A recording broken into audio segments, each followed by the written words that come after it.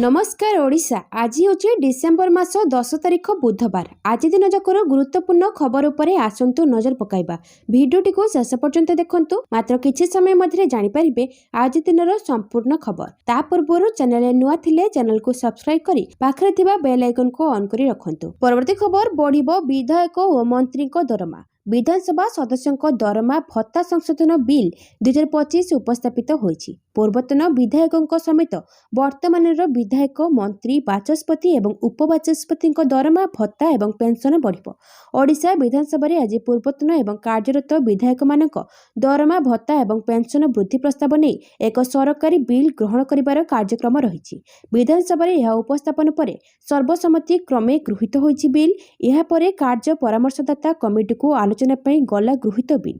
वर्तमान ओडिशा रे विधायक मानक दरमा 35,000 टंका, विभिन्न भत्ता बाबद को 65,000 टंका मिलुछि। यह सह तांको मेडिकल पई 5,000, टेलीफोन पई 8,000 टंका मिलुछि। आउ यहा परे विधानसभा कमिटी दरमा और भत्ता वृद्धि करने को सुपारिश करथिला, जहाँकि सरकार विचाराधीन रही। तेणु शीत अधिवेशन में एने गृह रे आईन आनी कार्यकारी करने को दाबी होइथिला। परवर्ती खबर ओडिशा सरकार बड़ निष्पत्ति। सिटिंग विधायकों मृत्यु हेले मिलिबो एतिक लक्ष टंका। ओडिशा विधानसभा रे शीतकालीन अधिवेशन मंगलवार निर्धारित समय रे 18 दिन पूर्व अनिर्दिष्ट काल पई मुलतवी होईछि। एही अधिवेशन समय रे विधायक, मंत्री, बाचस्पति एवं पूर्वतन विधायक मानक दरमा और भत्ता वृद्धि पई संशोधित पारिश्रमिक बिल गृहीत होईछि, जेउथिरे अनेक गुरुत्वपूर्ण निष्पत्ति निया जायछि। एही बिल अनुसार आगुको प्रति 5 वर्ष रे थरे विधायक और पूर्वतन विधायक मानक दरमा भत्ता और पेंशन वृद्धि करा जिबार प्रावधान रहिछि। कोनोसी सिटिंग विधायक मृत्यु हेले तांको परिवार को 25 लाख टंकार सहायता राशि मिलिबो। वर्तमान एवं पूर्वतन विधायक मानक दरमा और पेंशन उभय 90,000 टंका को वृद्धि करा जायछि। बाचस्पति मासिक दरमा 40,500 टंका 98,000 टंका को वृद्धि पाइछि। परवर्ती खबर युक्त 2 परीक्षा सूची सामान्य परिवर्तन। युक्त 2 परीक्षा सूची रे सामान्य परिवर्तन होइछि। मात्र 11 तारिख रे ओडिया को छाड़ी अन्य समस्त मातृभाषा 23 को घुंचिछि। सेहीपरि समस्त विभाग रे मार्च 21 तारिख परीक्षा 25 तारिख को घुंचिछि। एने उच्च माध्यमिक शिक्षा परिषदर परीक्षा नियंत्रक सूचना दैछन्ति। सूचना मुताबिक फेब्रुआरी 18 तारिख युक्त 2 परीक्षा आरंभ हेबो। सब परीक्षा सकाळ 10 टारू आरंभ होई अपराह्न 2 टारे सरिबो। चलित वर्ष मोट 4,07,037 जन परीक्षार्थी परीक्षा देबे। उच्च माध्यमिक शिक्षा परिषद पक्षरु पूर्व वर्ष अपेक्षा चलित वर्ष परीक्षा केन्द्र बढ़ा जायछि। मोट 1,350 केन्द्र रे परीक्षा हेबो। डिसेम्बर 15 तारिख सुधा एडमिट कार्ड प्रदान करा जिवो। समस्त 210 हब एआई कैमरा सर्वेलांस रे रहिबो। जनवरी 2 तारिख रु 15 तारिख मध्य प्रैक्टिकल परीक्षा हेबो। प्रथम थर प्रैक्टिकल परीक्षा रे वेबकास्ट लाइव स्ट्रीमिंग व्यवस्था हेबो। 40 दिन रे फलाफल प्रकाश पाइबो। कॉपी रखिबाकू एआई सहायता निया जिवो। परवर्ती खबर रत्न भंडार चाबी। मोहन सरकार को राजा को चैलेंज। मोहन सरकार को बीजेडी विधायक चैलेंज करछंती। आज विधानसभा रे रत्न भंडार चाबी कथा उठाई मोहन सरकार को चैलेंज करछंती बीजेडी विधायक रणेंद्र प्रताप स्वाई। मंगलवार विनियोग बिल आलोचना रे भाग नै वरिष्ठ बीजेडी विधायक रणेंद्र प्रताप स्वाई कहिथिले रत्न भंडार चाबी तामिल नै गला बोली कुहागला। एमिति कि रत्न भंडार चाबी तामिलनाडु पळाइला बोली मध्ये कुहागला। तेणु एबे सीबीआई तदंत करी तामिल को बांध बोली कहिसंती राजा स्वाई।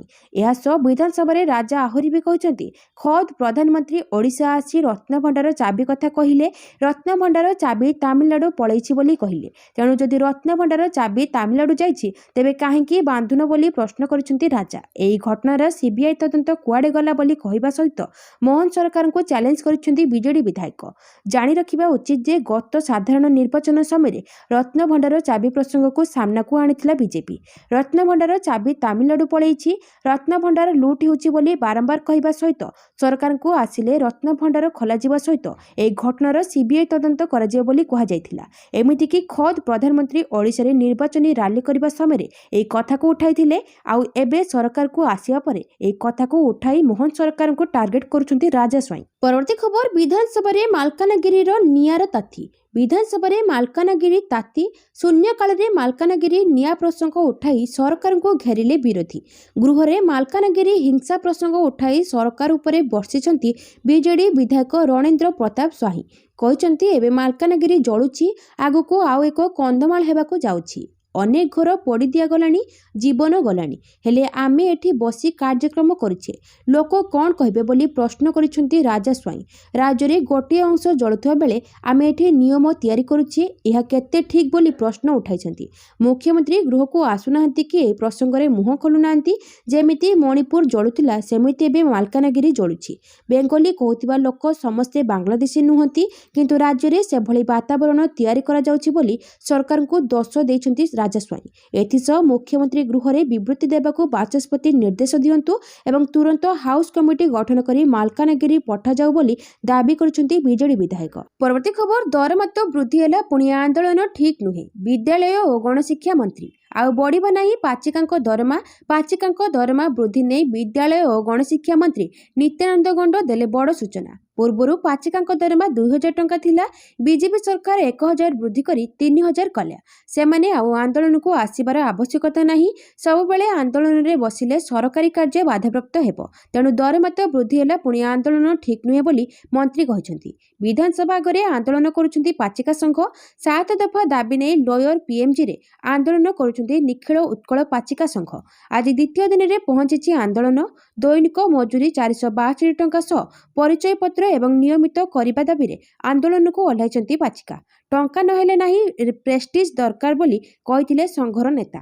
ସରକାର ଦେଇଥିବା ପ୍ରତିଶ୍ରୁତି ପୂରଣ ନହେଲେ ଅହୋରାତ୍ର ଆନ୍ଦୋଳନ କରିବାକୁ ଧମକ ଦେଇଥିଲେ। ପରବର୍ତ୍ତୀ ଖବର, ମେଗା ପାନୀୟ ଜଳ ପ୍ରକଳ୍ପ ଖିଲାପି ସଂସ୍ଥାକୁ ମନ୍ତ୍ରୀ ରବି ନାୟକଙ୍କ ଚେତାବନୀ। ରାଜ୍ୟରେ ମେଗା ପାନୀୟ ଜଳ ପ୍ରକଳ୍ପ କାର୍ଯ୍ୟରେ ବିଳମ୍ବକୁ ନେଇ ବିଧାନସଭାରେ ଉଦ୍ବେଗ ପ୍ରକାଶ ପାଇଛି।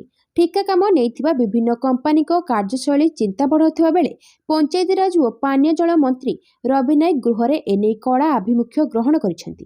ମନ୍ତ୍ରୀ କହିଛନ୍ତି, କେବଳ ଓଡ଼ିଶା ନୁହେଁ, ଝାଡ଼ଖଣ୍ଡ ଭଳି ରାଜ୍ୟରେ ମଧ୍ୟ ସମାନ ସ୍ଥିତି ଦେଖିବାକୁ ମିଳିଛି। କାମରେ ଅବହେଳା କରିଥିବା ଦେଶର ପ୍ରାୟ 653ଟି ଏଜେନ୍ସି ବିରୋଧରେ କେନ୍ଦ୍ର ସରକାର କାର୍ଯ୍ୟାନୁଷ୍ଠାନ ଗ୍ରହଣ କରିସାରିଛନ୍ତି। ରାଜ୍ୟରେ ମଧ୍ୟ ସମସ୍ତ ଏଜେନ୍ସିକୁ କାମ ସାରିବା ପାଇଁ ନିର୍ଦ୍ଦିଷ୍ଟ ଡେଡ୍ଲାଇନ୍ ବା ସମୟସୀମା ଦିଆଯାଇଛି। ବିଧାୟକମାନଙ୍କ ଆବେଗକୁ ସମ୍ମାନ ଜଣାଇ ବିଭାଗ କାମ କରୁଛି। ଯେଉଁ ପ୍ରକଳ୍ପଗୁଡ଼ିକର କାମ ଆଗେଇ ପାରୁନାହିଁ ସେଠାକୁ ସ୍ୱୟଂ ମନ୍ତ୍ରୀ, ନିର୍ଦ୍ଦେଶକ ଓ ମୁଖ୍ୟ ଯନ୍ତ୍ରୀ ଗସ୍ତ କରି ସ୍ଥିତିର ତର୍ଜମା କରିବେ। ପରବର୍ତ୍ତୀ ଖବର, ଅତିରିକ୍ତ ବ୍ୟୟ ମଞ୍ଜୁରୀ ବିଲ୍ ବିଧାନସଭାରେ ପାରିତ। ରାଜ୍ୟର ଅତିରିକ୍ତ ବ୍ୟୟ ମଞ୍ଜୁରୀ ବିଲ୍ ବିଧାନସଭାରେ ପାରିତ ହୋଇଛି।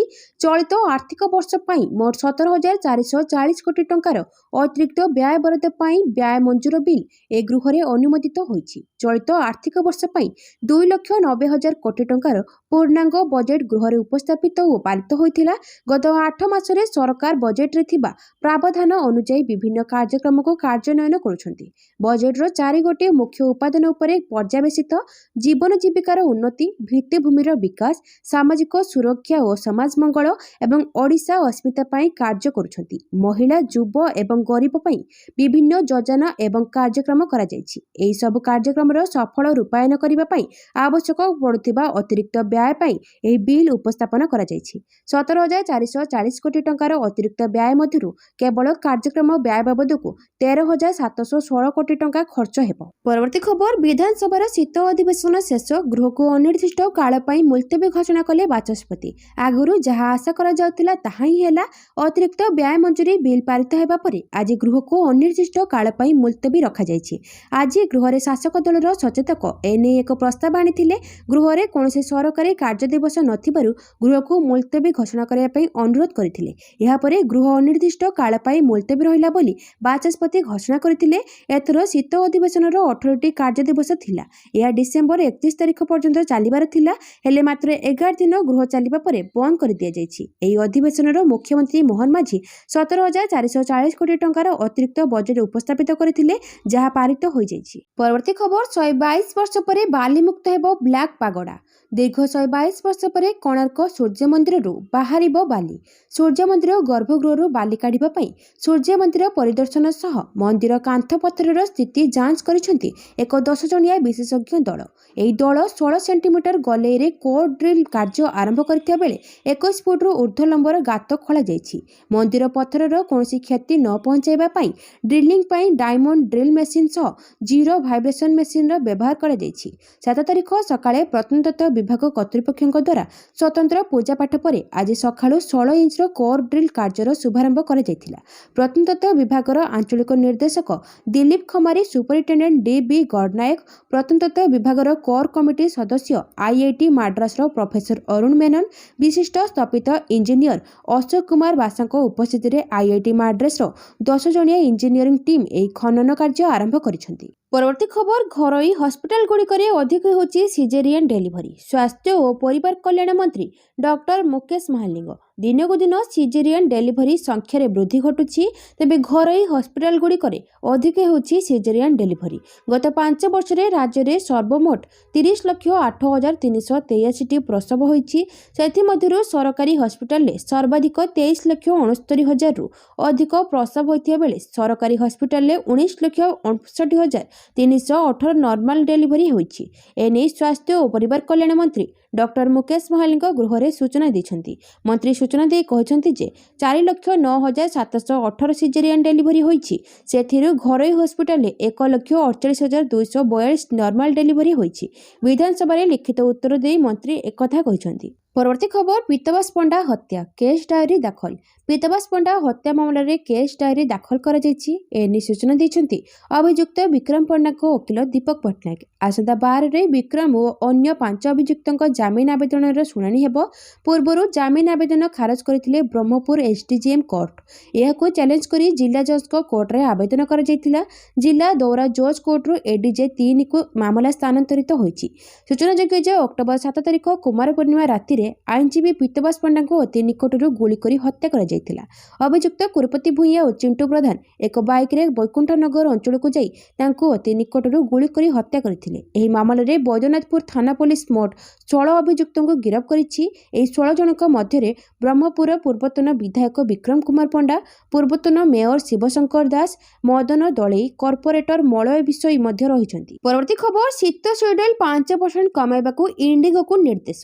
इंडिगो को शीत शेड्यूल 5% कमाइबाकू डीजीसीए रो निर्देश। परिचालना अक्षमता जोगु 2025 शीत शेड्यूल कमाइबा निर्देश। इंडिगो पूर्व शीत शेड्यूल तुलन में डिप्रोचर 9% रु अधिक बढ़ाई किंतु अनुमोदित संख्यार बहुत कम विमान परिचालना करुथिला। इंडिगो दैनिक 200 घरोई और आंतर्जातीय विमान उड़ान करे। नुआ निर्देश अनुसार दैनिक इंडिगो विमान उड़ान संख्या 110 कमिबो। काली अपराह्न 5टा सुधा संशोधित शेड्यूल दाखल करने को निर्देश डिसेम्बर 8 तारिख में जारी होइथिबा एक आनुष्ठानिक नोटिस रे बेसामरिक विमान चलाचल निर्देशालय कहिछि जे बहुत उड़ान बातिल हेबा जोगु व्यापक बाधा सृष्टि होइथिबा कारणरू इंडिगोर अनुमोदित शीतकालीन सूची समीक्षा करा जायछि। परवर्ती खबर एसआई कालेंकारी हाईकोर्ट रे अवगत कला सीबीआई। पुलिस एसआई नियुक्ति कालेंकारी मामला अभियुक्त मुन्ना महांती और अन्य 4 सहयोगी जामिन आवेदन प्रसंग मामला सीबीआई को हस्तांतर नहीं हाईकोर्ट को अवगत कला क्राइम ब्रांच। आसंता 15 तारिख में मामलार परवर्ती शुणानी हेबो। अन्यपटे पुलिस एसआई नियुक्ति परीक्षा कालेंकारी घटना रे आउ जने सीबीआई रे हाजर होईछि। अश्विनी पात्र को सीबीआई रो स्वतंत्र टीम जेरा करुछि। दलाल बिरंची लिंक रो अश्विनी को सम्मान करिथिला सीबीआई। सम्मान पाइबा परे आज सीबीआई रे हाजर होइछन्ती अश्विनी पात्र। परीक्षार्थी को आगुआ प्रश्नपत्र प्रस्तुति पई डील होइथिला। दलाल बिरंचीर सहयोगी निमाई और अर्जुन सह अश्विनी पात्र सामना सामनी जेरा करुछि सीबीआई। तेबे प्रश्नपत्र तैयारी और प्रस्तुति बाबद रे कोन जानिछन्ती अश्विनी से ने जेरा आरंभ करिछि सीबीआई। परवर्ती खबर इंडिगो विमान अचलावस्था प्रसंग। इंडिगो विमान अचलावस्था संपर्क में परोक्ष एक मंतव्य दैछन्ती प्रधानमंत्री नरेंद्र मोदी। से कहते जे नियम सिस्टम को ठीक करने को उद्दिष्ट किंतु यह लोक मानू समस्या रे पकाइबा उचित नुहे। आईन लोकंक जीवन को सहज करने उद्दिष्ट समस्या पाई नुहे। मोदी ही बयान को इंडिगो संकट सह जोड़ा जाउछि कारण डीजीसीए पक्षरु लागू करा जायतिबा नुआ एफडीटीएल नियम जोगु इंडिगोर एपरि संकट होइतिबा कहा जाउछि। इंडिगो यह मध्य कहिछि जे सेमाने पूर्वरु डीजीसीए सहित एही नूतन नियम विषय रे आलोचना करि सारिछन्ति कारण यह क्रू सूची रे समस्या सृष्टि करुछि। परवर्ती खबर मार जाति आधार रे झियर एससी प्रमाणपत्र को अनुमोदन करबा पई सुप्रीम कोर्ट को निष्पत्ति।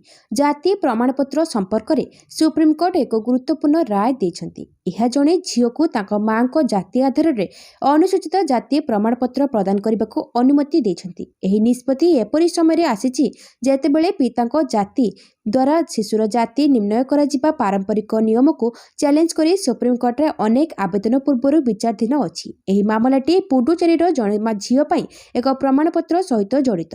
ଭାରତର ମୁଖ୍ୟ ବିଚାରପତି ସୂର୍ଯ୍ୟକାନ୍ତ ଏବଂ ବିଚାରପତି ଜୟମାଲ୍ୟ ବାଗ୍ଚୀଙ୍କୁ ନେଇ ଗଠିତ ଏକ ଖଣ୍ଡପୀଠ ପୁଡୁଚେରୀର ଝିଅକୁ ଅନୁସୂଚିତ ଜାତି ପ୍ରମାଣପତ୍ର ପ୍ରଦାନ କରିବାକୁ ନିର୍ଦ୍ଦେଶ ଦେଇଥିବା ମାଡ୍ରାସ ହାଇକୋର୍ଟଙ୍କ ନିର୍ଦ୍ଦେଶକୁ ଚ୍ୟାଲେଞ୍ଜ କରିବାକୁ ମନା କରିଦେଇଥିଲେ। ସୁପ୍ରିମକୋର୍ଟ ସ୍ପଷ୍ଟ ଭାବରେ କହିଛନ୍ତି ଯେ ଯଦି ଝିଅଟି ସମୟ ମଧ୍ୟରେ ତାଙ୍କର ଜାତୀୟ ପ୍ରମାଣପତ୍ର ନ ପାଏ ତେବେ ତାଙ୍କ ଭବିଷ୍ୟତ ପ୍ରଭାବିତ ହୋଇପାରେ। ଯଦିଓ ସୁପ୍ରିମକୋର୍ଟ ଖଣ୍ଡପୀଠ ଏହା ମଧ୍ୟ ସ୍ପଷ୍ଟ କରିଛନ୍ତି ଯେ ଏହି ମାମଲାରେ ପ୍ରମୁଖ ଆଇନଗତ ପ୍ରଶ୍ନକୁ ଖୋଲା ରଖାଯାଇଛି। ଏହି ସମୟରେ ସିଜିଆଇ ସୂର୍ଯ୍ୟକାନ୍ତଙ୍କ ଏକ ମନ୍ତବ୍ୟ ଏକ ନୂତନ ବିତର୍କ ସୃଷ୍ଟି କରିଛି। ସେ କହିଛନ୍ତି ଯେତେବେଳେ ସମୟ ସହିତ ପରିସ୍ଥିତି ବଦଳୁଛି ସେତେବେଳେ ମାଙ୍କ ଜାତି ଆଧାରରେ ଜାତି ପ୍ରମାଣପତ୍ର କାହିଁକି ପ୍ରଦାନ କରାଯାଇପାରିବ ନାହିଁ। ଏହି ମନ୍ତବ୍ୟକୁ ଏକ ପ୍ରମୁଖ ସାମାଜିକ ଏବଂ ଆଇନଗତ ସଂକେତ ଭାବରେ ବିବେଚନା କରାଯାଉଛି। ପରବର୍ତ୍ତୀ ଖବର, ଭାରତ ଉପରେ ଆଉ ଏକ ଟାରିଫ ଲଗାଇବାକୁ ଟ୍ରମ୍ପଙ୍କ ନିଷ୍ପତ୍ତି। ଆମେରିକା ରାଷ୍ଟ୍ରପତି ଡୋନାଲ୍ଡ ଟ୍ରମ୍ପ ସୂଚିତ କରିଛନ୍ତି ଯେ ତାଙ୍କ ପ୍ରଶାସନ ଭାରତୀୟ ଚାଉଳ ଏବଂ କାନାଡା ସାର ସମେତ ବିଦେଶୀ କୃଷି ଉତ୍ପାଦ ଉପରେ ନୂତନ ଶୁଳ୍କ ଲାଗୁ କରିବା ବିଷୟରେ ବିଚାର କରୁଛି। ହ୍ୱାଇଟ୍ ହାଉସରେ ଅନୁଷ୍ଠିତ ଏକ ବୈଠକରେ ଟ୍ରମ୍ପ ଏହି ବିବୃତ୍ତି ଦେଇଛନ୍ତି। ବୈଠକରେ ଚାଷୀମାନେ ଆମେରିକା ବଜାରରେ ଶସ୍ତା ବିଦେଶୀ ଉତ୍ପାଦର ପ୍ରଭାବ ବିଷୟରେ ଅଭିଯୋଗ କରିଥିଲେ। ଆମେରିକୀୟ ଚାଷୀଙ୍କ ପାଇଁ ଘୋଷଣା କରାଯାଇଥିବା $12 ବିଲିୟନ ରିଲିଫ ପ୍ୟାକେଜ ସମୟରେ ଏହି ବୈଠକ ଅନୁଷ୍ଠିତ ହୋଇଥିଲା। ଶସ୍ତା ବିଦେଶୀ ଚାଉଳକୁ ଆମେରିକୀୟ କୃଷକଙ୍କ ବିରୋଧ। ଏହି ବୈଠକରେ ଉପସ୍ଥିତ ଚାଷୀମାନେ ଅଭିଯୋଗ କରିଥିଲେ ଯେ କିଛି ଦେଶ ଆମେରିକା ବଜାରରେ କମ୍ ମୂଲ୍ୟରେ ଚାଉଳ ବିକ୍ରି କରୁଛନ୍ତି, ଯାହା ଫଳରେ ଘରୋଇ ଚାଷୀମାନଙ୍କୁ ବହୁତ କ୍ଷତି ହେଉଛି। ଟ୍ରମ୍ପ ଉତ୍ତର ଦେଇଥିଲେ ସେମାନେ ଠକୁଛନ୍ତି। ସେ ସୂଚିତ କରିଥିଲେ ଯେ ଏହି ଅଭିଯୋଗଗୁଡ଼ିକର ତଦନ୍ତ କରାଯିବ ଏବଂ ଆବଶ୍ୟକ ହେଲେ ଶୁଳ୍କ ଲାଗୁ କରାଯିବ। ପରବର୍ତ୍ତୀ ଖବର, ଅନନ୍ତ ଅମ୍ବାନୀଙ୍କୁ ବନ୍ୟପ୍ରାଣୀ ସଂରକ୍ଷଣ ପାଇଁ ମିଳିଲା ଗ୍ଲୋବାଲ ହ୍ୟୁମାନିଟାରିଆନ ପୁରସ୍କାର। ବନ୍ୟପ୍ରାଣୀ ସଂରକ୍ଷଣ ଏବଂ ପଶୁ କଲ୍ୟାଣ କ୍ଷେତ୍ରରେ ଉଲ୍ଲେଖନୀୟ କାର୍ଯ୍ୟ ପାଇଁ ଯୁକ୍ତରାଷ୍ଟ୍ର ଆମେରିକାରେ ଅନୁଷ୍ଠିତ ଏକ ଅନ୍ତର୍ଜାତୀୟ ପୁରସ୍କାର ସମାରୋହରେ ଅନନ୍ତ ଅମ୍ବାନୀଙ୍କୁ ଗ୍ଲୋବାଲ ହ୍ୟୁମାନିଟାରିଆନ ପୁରସ୍କାରରେ ସମ୍ମାନିତ କରାଯାଇଛି। ବନତାରା ମାଧ୍ୟମରେ ପ୍ରାଣୀମାନଙ୍କର ଉଦ୍ଧାର, ଚିକିତ୍ସା, ପୁନର୍ବାସ ଏବଂ ସଂରକ୍ଷଣରେ ତାଙ୍କର ନେତୃତ୍ୱ ପାଇଁ ଅନନ୍ତ ଅମ୍ବାନୀଙ୍କୁ ଏହି ସମ୍ମାନ ପ୍ରଦାନ କରାଯାଇଛି। ଏହି ସଫଳତା ସହିତ ଅନନ୍ତ ଅମ୍ବାନୀ ଏକ ବିଶେଷ ରେକର୍ଡ ମଧ୍ୟ ସ୍ଥାପନ କରିଛନ୍ତି। ସେ ଏହି ସମ୍ମାନ ପାଇବାରେ ସବୁଠାରୁ କମ୍ ବୟସର ଏବଂ ପ୍ରଥମ ଏସୀୟ ହୋଇଛନ୍ତି। ପୂର୍ବରୁ ଏହି ପୁରସ୍କାର ଆମେରିକାର ପୂର୍ବତନ ରାଷ୍ଟ୍ରପତି ଜନ୍ ଏଫ୍ କେନେଡି ଏବଂ ବିଲ୍ କ୍ଲିଣ୍ଟନଙ୍କ ସମେତ ଅନେକ ହଲିଉଡ୍ ସେଲିବ୍ରିଟି ଓ ବିଶ୍ୱ ନେତାଙ୍କୁ ପ୍ରଦାନ କରାଯାଇଛି। ପରବର୍ତ୍ତୀ ଖବର, ଭୋଟର ତାଲିକା ବିବାଦରେ ସୋନିଆ ଗାନ୍ଧୀଙ୍କ କୋର୍ଟ ନୋଟିସ୍। ନାଗରିକତା ବିନା ଭୋଟର ହେବାର ଅଭିଯୋଗ। ଭୋଟର ତାଲିକା ମାମଲାରେ ଦିଲ୍ଲୀର ଏକ କୋର୍ଟ କଂଗ୍ରେସ ନେତ୍ରୀ ସୋନିଆ ଗାନ୍ଧୀଙ୍କୁ ନୋଟିସ୍ ଜାରି କରିଛନ୍ତି। ଅଭିଯୋଗ ହୋଇଛି ଯେ ସୋନିଆ ଗାନ୍ଧୀ ଭାରତୀୟ ନାଗରିକତା ଗ୍ରହଣ କରିବା ପୂର୍ବରୁ ଭୋଟର ହୋଇଥିଲେ। ବରିଷ୍ଠ କଂଗ୍ରେସ ନେତ୍ରୀ ସୋନିଆ ଗାନ୍ଧୀଙ୍କ ବିରୋଧରେ ଏଫ୍ଆଇଆର ଦାଖଲ କରିବାର ଦାବିକୁ ଖାରଜ କରିବା ପାଇଁ ମାଜିଷ୍ଟ୍ରେଟ କୋର୍ଟଙ୍କ ନିର୍ଦ୍ଦେଶକୁ ଚ୍ୟାଲେଞ୍ଜ କରି ଦିଲ୍ଲୀର ରାଉଜ ଆଭେନ୍ୟୁ ସେସନ୍ସ କୋର୍ଟର ଏକ ଆବେଦନ ଦାଖଲ କରାଯାଇଛି। ଅଭିଯୋଗ ହୋଇଛି ଯେ ସୋନିଆ ଗାନ୍ଧୀ 1980 ମସିହାରେ ଭୋଟର ତାଲିକାରେ ତାଙ୍କ ନାମ ସାମିଲ କରାଇଥିଲେ। ଏହି ଆବେଦନ ଆଡଭୋକେଟ ବିକାଶ ତ୍ରିପାଠୀଙ୍କ ଦ୍ୱାରା ଦାଖଲ କରାଯାଇଛି, ଯିଏ ରାଉଜ ଆଭେନ୍ୟୁ କୋର୍ଟ ବାର ଆସୋସିଏସନର ଉପାଧ୍ୟକ୍ଷ ମଧ୍ୟ। ପୂର୍ବତନ କଂଗ୍ରେସ ଅଧ୍ୟକ୍ଷ ଏବଂ ରାଜ୍ୟସଭା ସାଂସଦ ସୋନିଆ ଗାନ୍ଧୀଙ୍କ ବିରୋଧରେ ମାମଲା ପଞ୍ଜୀକରଣ ପାଇଁ ଏକ ଆବେଦନ ଉପରେ Rouse avenue sessions court notice ଜାରି କରିଛି। ପରବର୍ତ୍ତୀ ଖବର, ଭାରତ ବିରୋଧରେ ପୁଣି ବିଷ ଓଗାଳିଲେ ମୁନିର। ପାକିସ୍ତାନ ପ୍ରତିରକ୍ଷା ବାହିନୀର ମୁଖ୍ୟ ଫିଲ୍ଡ ମାର୍ଶାଲ ଅସିମ ମୁନିର ସୋମବାର କହିଛନ୍ତି ଯେ ପାକିସ୍ତାନ ଏକ ଶାନ୍ତିପ୍ରିୟ ଦେଶ ଏବଂ କାହାକୁ ଏହାର ସାର୍ବଭୌମତ୍ୱ ଏବଂ କ୍ଷେତ୍ରୀୟ ଅଖଣ୍ଡତା ପରୀକ୍ଷା କରିବାକୁ ଅନୁମତି ଦିଆଯାଇପାରିବ ନାହିଁ। ସେ ଭାରତୀୟ ରାଜନୀତିକ ତୀକ୍ଷ୍ଣ ବୟାନବାଜି ଏବଂ ଆଫଗାନିସ୍ତାନ ସହିତ ଚାଲିଥିବା ଉତ୍ତେଜନାକୁ ଉଲ୍ଲେଖ କରୁଥିଲେ। ଉଲ୍ଲେଖନୀୟ ଯେ ଏପ୍ରିଲରେ ପହଲଗାମ ଆତଙ୍କବାଦୀ ଆକ୍ରମଣରେ 26 ଜଣଙ୍କ ମୃତ୍ୟୁ ପରେ ଭାରତ ମେ 7ରେ ପାକିସ୍ତାନ ଏବଂ ଅଧିକୃତ ଜମ୍ମୁ ଏବଂ କାଶ୍ମୀରରେ ଆତଙ୍କବାଦୀ ଆଡ୍ଡାଗୁଡ଼ିକୁ ଟାର୍ଗେଟ କରି ଅପରେସନ ସିନ୍ଦୁର ଆରମ୍ଭ କରିଥିଲା। ସିଡିଏଫ୍ ହେବା ପରେ ପ୍ରଥମ ଥର ପାଇଁ ସାମରିକ ଅଧିକାରୀମାନଙ୍କୁ ସମ୍ବର୍ଦ୍ଧିତ କରି ଅସିମ ମୁନିର କହିଛନ୍ତି ଯେ ଭାରତ କୌଣସି ଭ୍ରମ ରଖିବା ଉଚିତ ନୁହେଁ। ଯେକୌଣସି ଆକ୍ରମଣାତ୍ମକ କାର୍ଯ୍ୟର କଠୋର ଏବଂ ଦ୍ରୁତ ଜବାବ ଦିଆଯିବ। ମୁନିର କହିଛନ୍ତି ଯେ ଆଫଗାନ ତାଲିବାନକୁ ଏକ ସ୍ପଷ୍ଟ ବାର୍ତ୍ତା ଦିଆଯାଇଛି। ସେମାନଙ୍କ ପାଖରେ କେବଳ ଗୋଟିଏ ବିକଳ୍ପ ଅଛି, ପାକିସ୍ତାନ ଏବଂ ଟିଟିପି ମଧ୍ୟରୁ ବାଛିବା। 37ତମ ସମ୍ବିଧାନ ସଂଶୋଧନ ଏବଂ ପରବର୍ତ୍ତୀ ସମୟରେ ପାକିସ୍ତାନ ସେନା, ବାୟୁସେନା ଏବଂ ନୌସେନା ବିଲ୍ 2025ରେ କରାଯାଇଥିବା ପରିବର୍ତ୍ତନ ପରେ ଗତ ମାସରେ ସିଡିଏଫ୍ ପ୍ରତିଷ୍ଠିତ ହୋଇଥିଲା। ମୁନିର କହିଛନ୍ତି ଯେ ନୂତନ ଭାବରେ ପ୍ରତିରକ୍ଷା ବାହିନୀ ମୁଖ୍ୟାଳୟ ଏକ ମୌଳିକ ଐତିହାସିକ ପରିବର୍ତ୍ତନକୁ ପ୍ରତିନିଧିତ୍ୱ କରେ। ସେ ଏହା ମଧ୍ୟ କହିଥିଲେ ଯେ ପ୍ରତ୍ୟେକ ସେବା ଏହାର ସ୍ୱତନ୍ତ୍ର କାର୍ଯ୍ୟକ୍ଷମ ପ୍ରସ୍ତୁତି ବଜାୟ ରଖିବ ଏବଂ ସିଡିଏଫ୍ ମୁଖ୍ୟାଳୟ ସେବାଗୁଡ଼ିକର କାର୍ଯ୍ୟର ସମନ୍ୱୟ କରିବ। ପରବର୍ତ୍ତୀ ଖବର 7.6 ତୀବ୍ରତାରେ କମ୍ପିଲା ଉତ୍ତର ପୂର୍ବ ଜାପାନ ଉପକୂଳ। ସୁନାମି ଆଲର୍ଟ ଜାରି। ଶକ୍ତିଶାଳୀ ଭୂକମ୍ପରେ ଥରିଲା ଜାପାନ। ରିକ୍ଟର ସ୍କେଲରେ 7.6 ତୀବ୍ରତାରେ କମ୍ପିଲା ଉତ୍ତର ପୂର୍ବ ଜାପାନ ଉପକୂଳ। ଆମରି ଓ ହକାଇଡୋ ତଟରେ ଭୂକମ୍ପ ପ୍ରଭାବ ଅଧିକ ଅନୁଭୂତ ହୋଇଛି।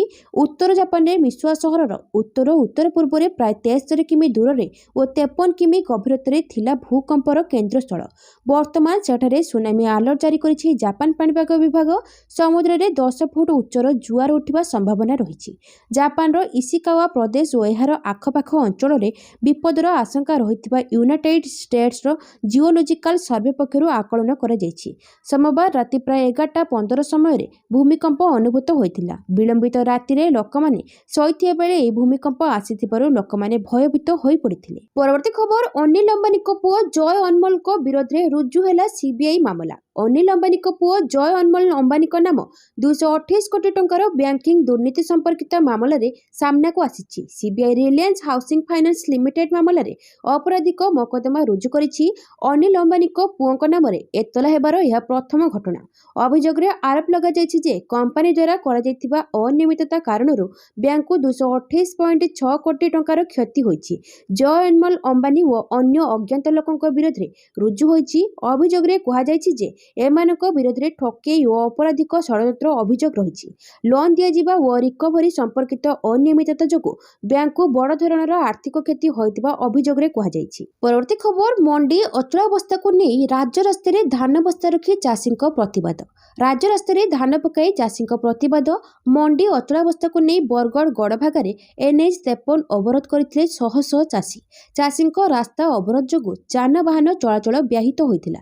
ଶତାଧିକ ଗାଡ଼ି ଅଟକି ରହିଥିଲା। ପ୍ରଶାସନ ସହ ଆଲୋଚନା ବିଫଳ ହେବା ପରେ ରାସ୍ତା ଅବରୋଧ କରିଛନ୍ତି ଚାଷୀ।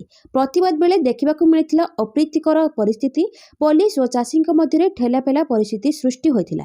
ଏବେ ସ୍ଥିତି ଶାନ୍ତ ପଡ଼ିଥିବା ବେଳେ ପ୍ରଶାସନ ଆନ୍ଦୋଳନରତ ଚାଷୀଙ୍କ ସହ ଆଲୋଚନା କରୁଛି। ବରଗଡ଼ ଉପଜିଲ୍ଲାପାଳ ପ୍ରସନ୍ନ କୁମାର ପାଣ୍ଡେ ଓ ବରଗଡ଼ SDPO ଚାଷୀଙ୍କୁ ବୁଝାସୁଝା କରୁଛନ୍ତି। ଜିଲ୍ଲାର ଗଡ଼ଭଗା, ଅତାବିରା ସମେତ ବିଭିନ୍ନ ମଣ୍ଡିରେ ଧାନ ବିକ୍ରି ଅପେକ୍ଷାରେ ହଜାର ହଜାର ବସ୍ତା ଧାନ ପଡ଼ି ରହିଛି। ଚାଷୀଙ୍କ ବାରମ୍ବାର ଦାବି ସତ୍ତ୍ୱେ ଧାନ ଉଠାଣ ସ୍ୱାଭାବିକ ହୋଇପାରି ନାହିଁ। ଏହାକୁ ନେଇ ଚାଷୀ ଅସନ୍ତୋଷ ଲାଗି ରହିଛି। ପରବର୍ତ୍ତୀ ଖବର, 7 ମହଲା କୋଠାରେ ଅଗ୍ନିକାଣ୍ଡ, 20 ମୃତ। ଇଣ୍ଡୋନେସିଆର ରାଜଧାନୀ ଜାକର୍ତ୍ତାରେ ଏକ ବଡ଼ ଦୁଃଖଦ ଘଟଣା ଘଟିଛି। ମଙ୍ଗଳବାର ଦିନ ଏକ 7 ମହଲା ବିଶିଷ୍ଟ କାର୍ଯ୍ୟାଳୟ କୋଠାରେ ଭୟଙ୍କର ଅଗ୍ନିକାଣ୍ଡ ଘଟି ଅତି କମ୍ରେ 20 ଜଣଙ୍କର ମୃତ୍ୟୁ ହୋଇଛି। ପୋଲିସ କହିଛି ଯେ ମୃତକଙ୍କ ମଧ୍ୟରେ ଜଣେ ଗର୍ଭବତୀ ମହିଳା ଅଛନ୍ତି। ସେଣ୍ଟ୍ରାଲ ଜାକର୍ତ୍ତା ପୋଲିସ ମୁଖ୍ୟ ସୁସାତ୍ୟ ପୁନର୍ମ କୋଣ୍ଡ୍ରୋ କହିଛନ୍ତି ଯେ ଅପରାହ୍ନରେ ସେଣ୍ଟ୍ରାଲ ଜାକର୍ତ୍ତାରେ କୋଠାର ପ୍ରଥମ ମହଲାରେ ଏକ ବ୍ୟାଟେରୀ ବିସ୍ଫୋରଣ ହେବା ଫଳରେ ଅଗ୍ନିକାଣ୍ଡ ଘଟିଥିଲା ଏବଂ ନିଆଁ ଶୀଘ୍ର ଉପର ମହଲାକୁ ବ୍ୟାପି ଯାଇଥିଲା। କୋଣ୍ଡ୍ରୋ ନିଶ୍ଚିତ କହିଛନ୍ତି ଯେ ଏପର୍ଯ୍ୟନ୍ତ 20 ଜଣଙ୍କୁ ସୁରକ୍ଷିତ ସ୍ଥାନକୁ ନିଆଯାଇଛି, ଯେଉଁଥିରେ 5 ଜଣ ପୁରୁଷ ଏବଂ 15 ଜଣ ମହିଳା ଅଛନ୍ତି। ସମସ୍ତ ମୃତଦେହକୁ ଶବ ବ୍ୟବଚ୍ଛେଦ ପାଇଁ ପୋଲିସ ହସ୍ପିଟାଲକୁ ନିଆଯାଇଛି। ଅଗ୍ନିଶମ କର୍ମଚାରୀମାନେ ତୁରନ୍ତ ଘଟଣାସ୍ଥଳରେ ପହଞ୍ଚିଛନ୍ତି ଏବଂ କୋଠା ଭିତରେ ଫସି ରହିଥିବା ଲୋକଙ୍କ ପାଇଁ ସନ୍ଧାନ ଅଭିଯାନ ଚାଲିଛି। ପରବର୍ତ୍ତୀ ଖବର, ରୁଷର ଇଭାନୋଭରେ ପ୍ରତିରକ୍ଷା ବିଭାଗ ପ୍ଲେନ୍ କ୍ରାସ୍, 7 କ୍ରୁ ମେମ୍ବରଙ୍କ ଖୋଜ ଖବର ନାହିଁ। ରୁଷର ଇଭାନୋଭ ଅଞ୍ଚଳରେ AN-22 ବିମାନ ଦୁର୍ଘଟଣାଗ୍ରସ୍ତ ହୋଇଛି। ପ୍ରାଥମିକ ତଥ୍ୟରୁ ଏହା ରୁଷ ପ୍ରତିରକ୍ଷା ବିଭାଗର ବିମାନ ବୋଲି ଜଣାପଡ଼ିଛି। ଏଥିରେ ପାଇଲଟଙ୍କ ସମେତ ଚାଳକ ଦଳର 7 ସଦସ୍ୟ ଥିଲେ। ଇଭାନୋଭ ରୁଷର ଏକ ବଡ଼ ସହର ହୋଇଥିବା ବେଳେ ମସ୍କୋଠାରୁ 321 କିମି ଉତ୍ତର ପୂର୍ବରେ ଅବସ୍ଥିତ। ରିପୋର୍ଟ ଲେଖାଯିବା ପର୍ଯ୍ୟନ୍ତ କ୍ରୁ ମେମ୍ବରଙ୍କୁ ନେଇ କୌଣସି ସୂଚନା ମିଳିପାରିନି। AN-22 ବିଶ୍ୱର ସବୁଠାରୁ ବଡ଼ ରୋବ୍ରୋପ୍ରପ୍ ବିମାନ। ଏପରି ବିମାନ ଇନ୍ଧନ ବଞ୍ଚାଇଥାନ୍ତି। ଏହା ଅଧିକ ଓଜନ ନେବାକୁ ସକ୍ଷମ, ବିଶେଷ କରି ଡୋମେଷ୍ଟିକ୍ ଫ୍ଲାଇଟ୍, କାର୍ଗୋ ଓ ମିଲିଟାରୀ ଟ୍ରାନ୍ସପୋର୍ଟରେ ବ୍ୟବହାର ହୋଇଥାଏ। ପରବର୍ତ୍ତୀ ଖବର, ଓଡ଼ିଶାରେ ବଢ଼ୁଛି ସାଇବର ଅପରାଧ, 16 ମାସ ମଧ୍ୟରେ 222 କୋଟି ଟଙ୍କା ଲୁଟ୍। ଓଡ଼ିଶାରେ ବଢ଼ୁଛି ସାଇବର ଅପରାଧ, 222 କୋଟି ଲୁଟ୍, ଉଦ୍ଧାର ହେଲା ମାତ୍ର 7 କୋଟି। ଓଡ଼ିଶାରେ ସାଇବର ଅପରାଧ ସମ୍ପର୍କରେ ପୂର୍ବତନ DGP VK ଶର୍ମା ଦେଇଥିବା ତଥ୍ୟ ଅତ୍ୟନ୍ତ ଚିନ୍ତାଜନକ। ବିଜୟ କୁମାର ଶର୍ମାଙ୍କ ଏକ ପୋଷ୍ଟ ଅନୁସାରେ ସାଇବର ଅପରାଧୀ ନଭେମ୍ବର 2024 ଶେଷ ସୁଦ୍ଧା ମାତ୍ର 16 ମାସ ମଧ୍ୟରେ ଆଶ୍ଚର୍ଯ୍ୟଜନକ ଭାବେ 222 କୋଟି ଟଙ୍କା ଲୁଟି ନେଇଛନ୍ତି।